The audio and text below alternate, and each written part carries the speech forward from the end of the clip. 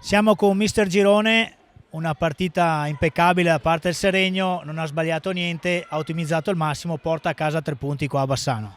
Sì, sì, è stata diciamo una partita dove abbiamo raccolto magari anche qualcosa in più di quello che probabilmente meritavamo, perché comunque è stata una bella partita, il Roller Bassano ha giocato una signora partita stasera, ci sono state un paio di situazioni poco magari dove c'era qualcosa a favore del Roller, te lo dico proprio onestamente, non sono stati fischiati, però noi abbiamo fatto la nostra partita e fortunatamente alla fine siamo riusciti a portare a casa 3 punti che per noi sono di vitale importanza.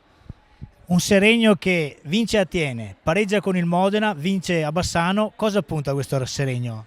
Il Seregno punta a mantenere questo spirito, perché abbiamo visto che la partita dove siamo andati con la testa sbagliata, cioè Trissino la prima partita, abbiamo veramente fatto dei disastri.